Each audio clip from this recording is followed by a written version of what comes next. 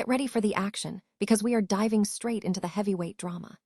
Famous MMA coach Firas Zahabi is making a massive move right now, offering his services to Khamzat Chimaev immediately following his tough first professional defeat at UFC 328. This is huge news for the Chechen fighter as he looks to bounce back from that loss. And we have to know exactly what this respected coach is demanding of Khamzat Chimaev to get him back on track. Stick around to find out the details on this incredible offer. Never get caught with a dead phone again. This INIU portable charger is compact, travel-friendly, and gives you fast 45-watt charging with a built-in USB-C cable, so there's no need to carry extra cords. With 10,000 mAh power, it's perfect for busy days, trips, emergencies, or anytime your battery drops too low. Grab yours on Amazon through the link in the comments before your phone hits 1%. Next up, we are looking at the intense betting action surrounding the UFC 328 event. Sean Brady faced Joaquin Buckley in a welterweight clash, and the betting line shifted wildly just hours before the fight, sending fans and pundits scrambling to figure out what was happening. Brady managed to calm the storm by dominating on the ground, but the bizarre odds movement raised serious questions about what might have been happening behind the scenes. We break down exactly what Sean Brady revealed about the situation. Now, we are taking a deep dive into the controversy surrounding the main event of UFC 328.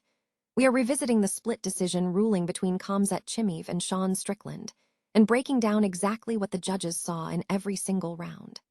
Our expert panel dissects the scoring, looking at why some judges saw a clear victory for Chimaev while others leaned toward Strickland, and we reveal the detailed breakdown of every round. Find out if Khamzat Chimaev was robbed. And finally, we wrap up with some exclusive gear news from the UFC. The organization is dropping special edition fight kits for the White House event, featuring a bold red, white, and blue design built for peak performance. Find out where you can snag these limited edition kits and see the sneak peek of this incredible new merchandise.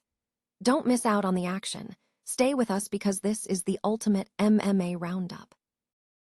Following his first professional mixed martial arts defeat at UFC 328, champion Khamzat Chimaev is facing a period of reflection and rebuilding. Chimaev suffered a split decision loss to Sean Strickland in the main event, resulting in the loss of the UFC middleweight championship. This significant setback has led to scrutiny of his team, while Chimaev himself has indicated a shift in his career trajectory, stating he no longer wishes to compete in the middleweight division. In a direct appeal to the fighter, renowned MMA coach Firas Zahabi of Tristar Gym issued a passionate call to action. On his YouTube channel, Zahabi urged Chimaev to seek training with him in Montreal, promising a focused regimen designed to enhance his fitness, striking, and footwork. Zahabi emphasized his commitment, stating, "If Khamzat Chimaev, you come and train with me, this will never happen to you again."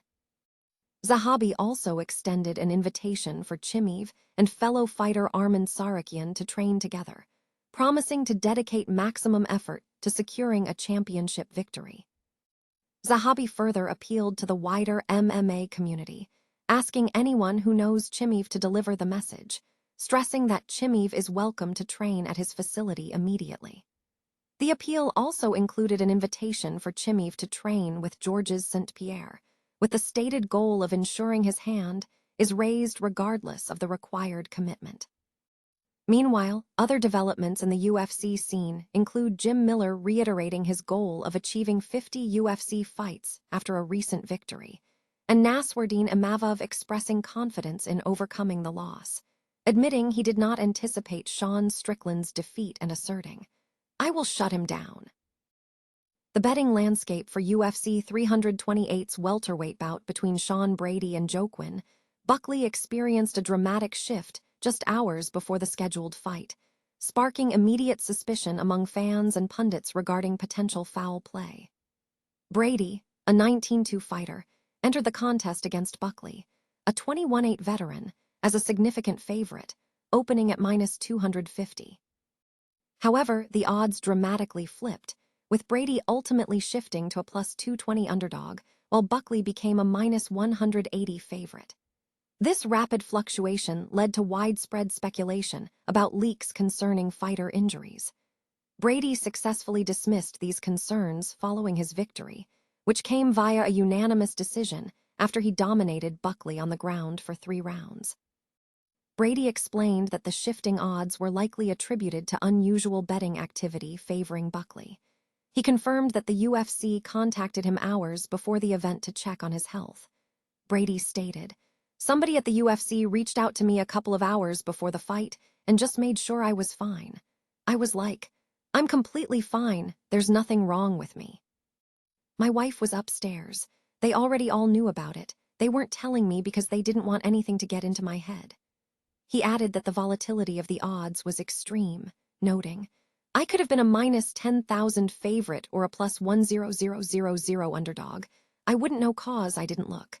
I'm completely fine and somebody just lost a bunch of money."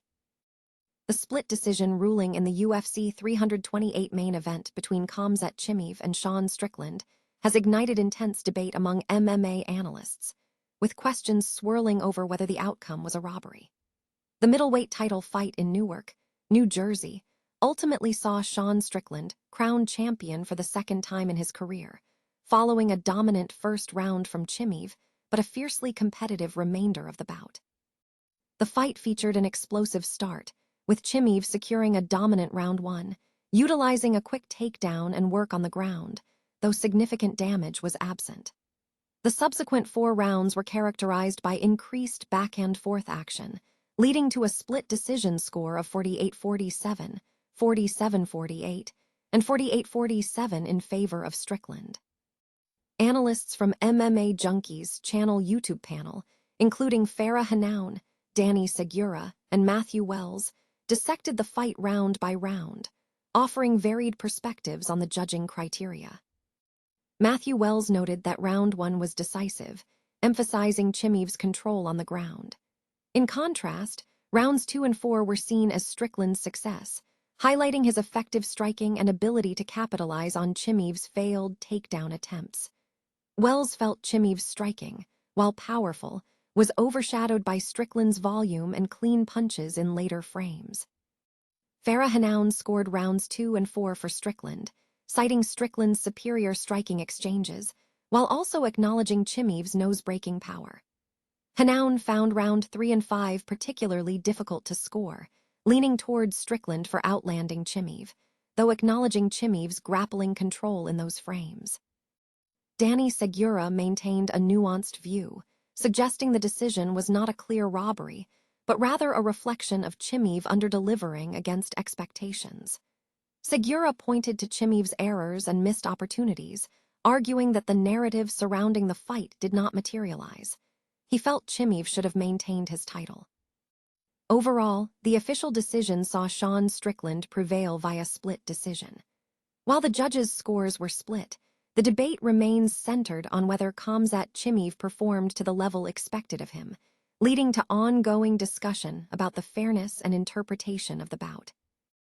The Ultimate Fighting Championship, or UFC, is set to launch special edition fight kits in anticipation of its upcoming White House event on June 14th.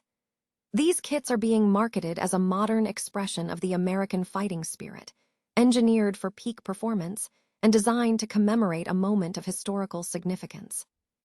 UFC stated that the design employs a bold red, white, and blue palette, utilizing dynamic, flowing linework to visually convey movement, intensity, and the high energy of elite competition on the world's biggest stage.